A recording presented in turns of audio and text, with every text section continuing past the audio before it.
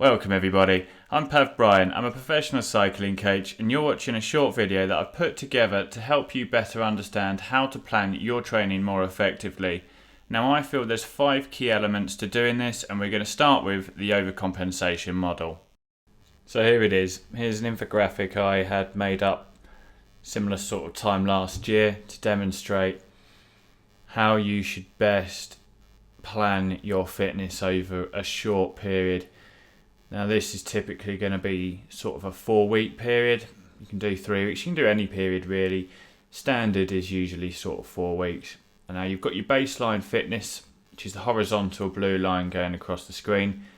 And what you aim to do from there is every time you go for a ride or you do any training or anything, you're actually stressing your body. Now it sounds quite contradictory, but in order to get fitter, you first got to get fatigued. And that's demonstrated by the red line that drops down the little badge that says overload. Now overload refers to overloading your body and forcing it to need to adapt in order to deal with the stresses you've just put it under.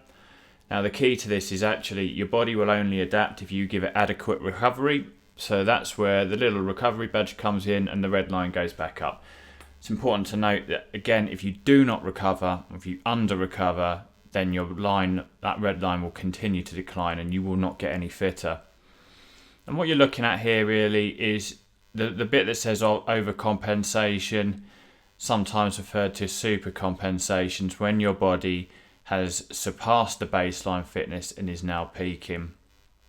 And the badge that says main competition, this is just if you were competing, this would be the ideal point at which you should have your key race. But in reality, what you could do at the main competition part is start training again. And all you've done there is realign your baseline fitness up a little bit. It's got to be pointed out as well that actually after your main competition or if you stop training, you will get reversibility. And that's where that red line drops back down to baseline fitness. And in time, it will actually even drop down further.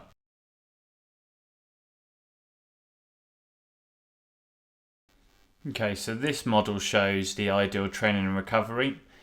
So this is basically just a further many blocks of the overcompensation model.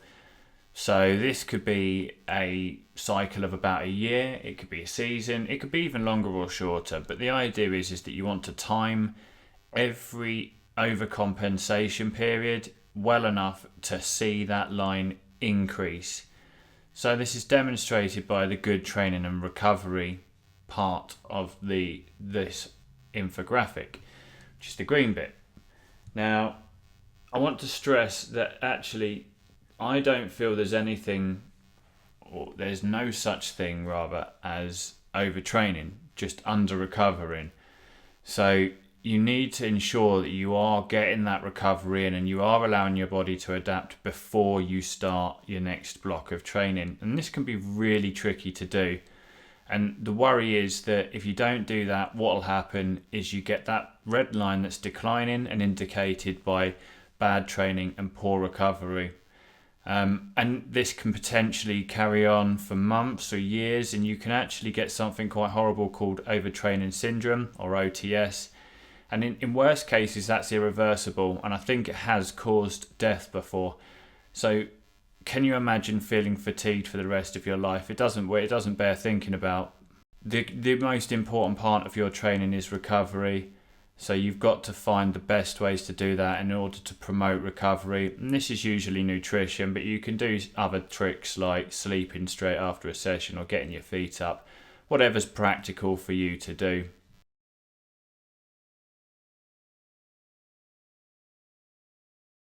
Okay, so here we have the supercompensation model. Now this is very similar to the overcompensation model, but I feel that it demonstrates the differences between how hard you train, and I think it does it really well. So again, we're looking at the biological state before stimulus, which we can call the baseline fitness. Now that's the blue line going horizontal across the screen again. Now if we have a look at the yellow line, now your yellow line is when you're going out and you're training far too easy. Now you're going to get some fatigue and that's why the line drops, and then once you recover you'll see that go back up.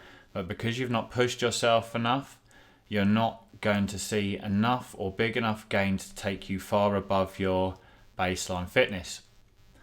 On the contrary to that is the red line. Now the red line demonstrates when you go too hard, you do too much, and therefore you're unable, or you don't recover enough, you don't allow enough recovery, or you push too hard for too long, and therefore your body becomes so fatigued it's just too hard to recover from in a short period of time. And as you can see from this, it never recovers above baseline fitness in terms the other two do.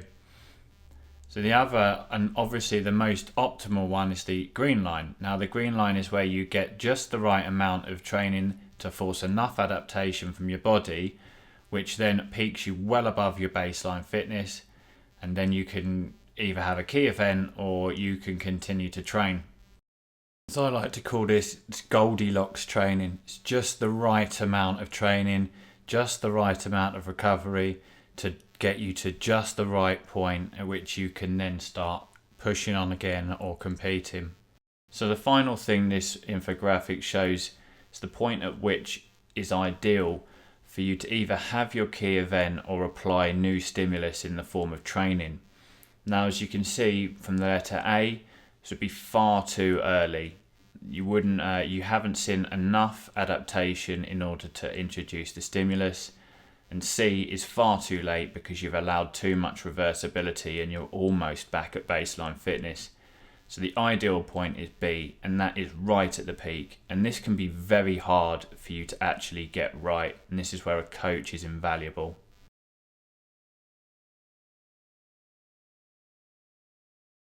So here we have my training pyramid. Now what this is showing you day by day training. So we've broken it down into individual sessions here. And what you're looking at is you've got the duration of sessions along the horizontal axis and intensity of sessions along the vertical. Now I set all training zones by maximum minute power. So you have zones 1 through 6 plus super maximal. And as you can see from the bottom, as you'd expect it to be there, base endurance, which is typically zones 1 and 2, is sitting at there. And they would be the longest sessions that you would do. Now they need to be quite long for you to be able to force your body to adapt and to get any benefits from this. So typically you're going out for rides that are sort of 4 hours or more, and they've got to be quite steady paced. On top of that, you've got zones 3 and 4. Now these are still aerobic endurance zones, but they're faster endurance. And now typically these are 1 to 2 hours. You might go on a sort of chain gang ride with these. They're going to be fast paced, but not impossible. Sitting on top of that, you have zone 5. Now this is where you're starting to work your anaerobic threshold. So this is good for when your body is almost gasping for air because you're struggling. This is sort of what you'd be expecting from a 10-mile time trial perhaps, and will also help you breathe in when you're going up hills. So the top zone, which is zone 6, and includes supramaximal. These are your very short and sharp, powerful intervals or sprints. And they're designed to do exactly that. These will be very short hills or breakaways, jumps or sprint finishes. And the interval length can last anything from sort of 5 seconds to a couple of minutes maximum.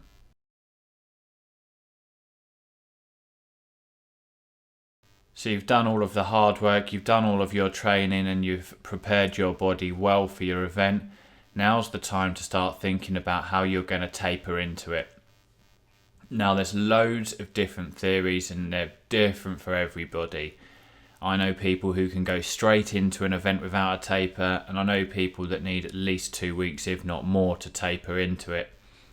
The key is to find out which works best for you, and you can do this either with testing in the off season or perfect opportunity as club time trials just to have a go at a mini taper. Now, as you can see from this graph, on the vertical axis is the percentage of your normal training, and on the horizontal axis is the days of taper. Now the green bar is your normal training, so 100%, and then you've got 3 different tapers which will help you out. Linear taper, where you are dropping off at a constant rate, so you might just drop off a small amount every time, and this works for some people. And then you have the two other lines, which are both exponential tapers, but one's a slow decay and one's a fast decay.